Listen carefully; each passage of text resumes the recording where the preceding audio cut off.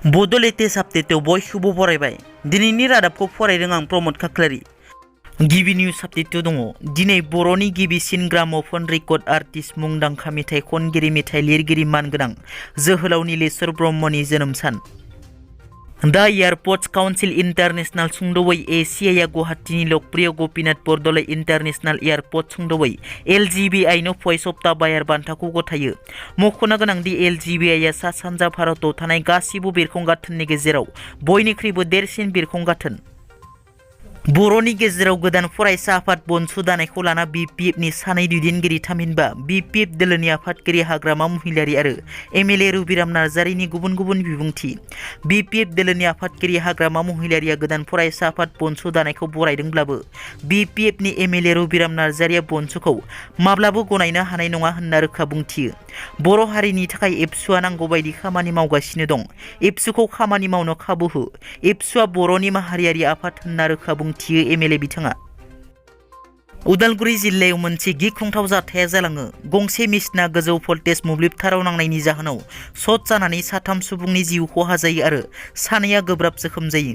उदालगुरि जिल्लानि भारत भुटान सिमना खाथि गेरेन्जि कालासार गामियाव मोनसे दालां बानायबाय थानाय खामानि मावनायाव मेसिना गोजौ भल्टेज मोब्लिब थाराव नांनायनि जाहोनाव शर्ट जानानै जायगायावनो साथाम सुबुंनि जिउ गोमायो आरो सानैया गोब्राब जोखोम जायो।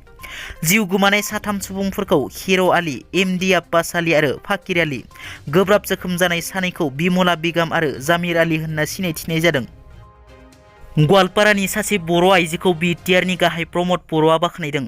बारग' NDFB सोद्रोमा कृष्णा खाख्लारिखौ BTRनि गाहाय प्रमद बर'आ बाख्नायदों। मख'नो गोनांदि गवालपारा जिल्ला रंजली थानानि सिङाव थानाय सेसापानि गामिनि थागिबि 9 बोसोर हाग्रायाव थानानै आलादा रायजो बड'लेण्डनि दाबियाव सोमावसारनाय बारग' NDFB सोद्रोमा कृष्णा खाख्लारि बिथाङा BTR गोरोबथा बादियै बारग' NDFB-फोरनो सरकारनिफ्राय 4 लाख राङै अनसुंथाइ होनायखौ मोननानै बिथाङा बैफोर रांखौ ओरैनो बेखार खामानियाव बाहायालासे बे रांजों अमा दाउ फिसिनाय फार्म बानायनानै गावनि जिउखौ खुंगासिनो।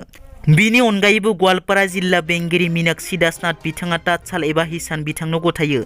बेजोंनो बिथाङा गावनि जि दानाय मिरु जागायो। जों सम सम नुनो मोनो माखासे राजखान्थिगिरिफोरा बेरफुसार बिबुंथि लाखिनायखौ।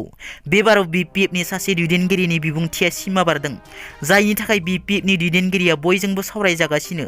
मिरु BPF लाइमोन गांखंनि आफादगिरि प्रह्लाद ब्रह्म बिथाङा मैया BTC गोरोबथा सानाव भारतनि गाहाय मन्थ्रि नरेन्द्र मोदी, भारतनि बारग' गाहाय मन्थ्रि रुंसारि अटल बिहारी वाजपेयी, हादरनि मिसाइल मेन डक्टर APJ आब्दुल कालाम बिथांमोनखौ हिजरा बुंनानै मानहानि खालामनाय भिडिअ'आ गोसारनायनि उनाव गोबां आफाद दोलोफोरा पुलिस बिफाना एरेस्ट खालामनांगौनि दाबि दैखाङो।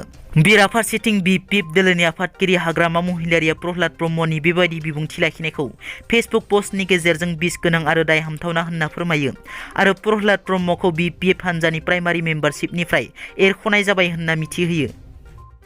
दिनैनि रादाबा एसेनोसै। नोंथांमोना जुदि आंनि चेनेलखौ दासिमबो साबस्क्राइब खालामाखै, अन्नानै साबस्क्राइब खालाम। गोजोन्थों।